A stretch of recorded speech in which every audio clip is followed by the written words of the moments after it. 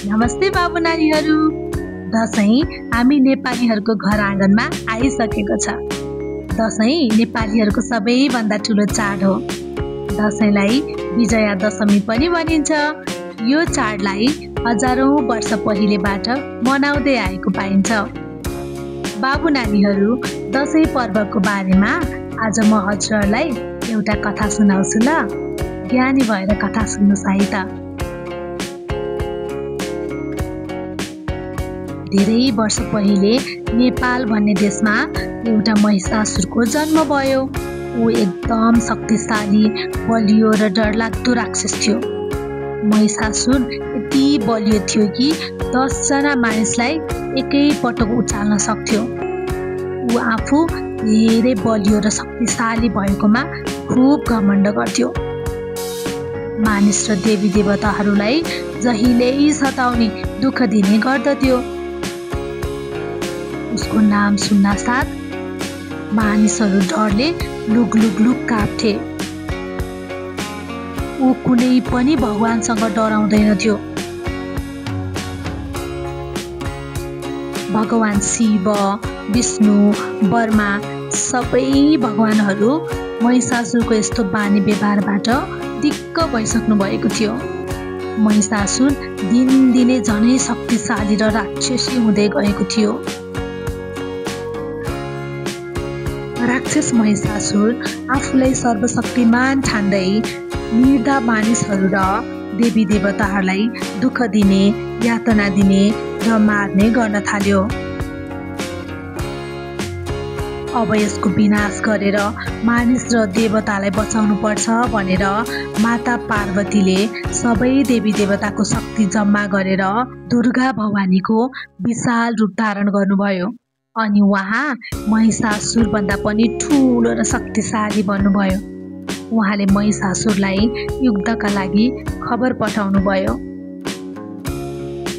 युद्धको खबर सुन्न साथ महिषासुर खुब मातिएर ठुलो आवाज निकालेर गर्दै हाँस्न थाल्यो र भन्यो, अब म जस्तो शक्तिशालीसँग केटी मान्छेले युद्ध गर्ने, बोला त्यो केटीलाई, म त्यसलाई एक क्षणमै मारिदिन्छु भन्दै फेरि गर्जिँदै हाँस्न थाल्यो।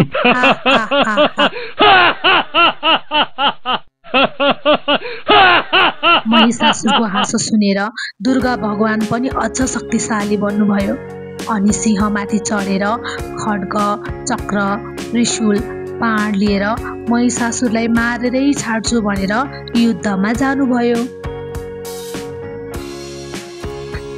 माता दुर्गा र महिषासुर दुवै शक्तिशाली भएकाले युद्ध 9 दिनसम्म निरन्तर चलिरह्यो। यसरी 10औं दिनका दिन माता दुर्गाले महिषासुर भन्ने राक्षसको वध गरेरै छाड्नुभयो।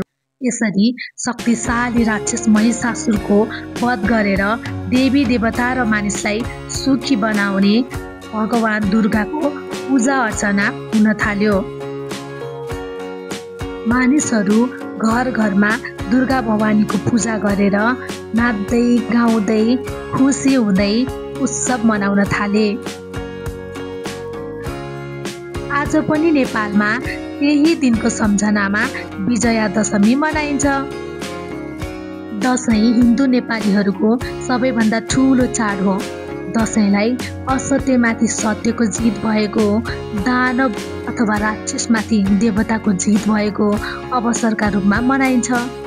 यो चाडपर्वमा विशेष गरेर ठुला बडाहरूले सानालाई टीका जमरा र आशीर्वाद दिएर परिवारका सबै सदस्यहरू एकै ठाउँमा जम्मा भएर मिठा मिठा परिकार खाएर, पिङ खेलेर, चङ्गा उडाएर, उपहारहरू एक आपसमा साटासाट गरेर आनन्दका साथ यो चाड मनाइन्छ।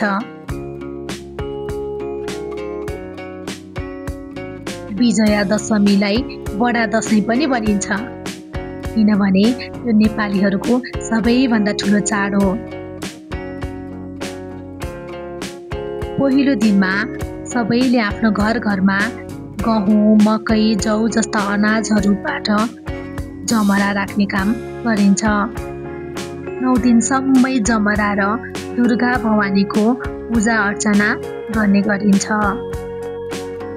विशेष गरी साना साना मानिसहरू ठुला बडाको घरमा गएर टीका जमरा र आशीर्वाद थाप्ने चलन छ।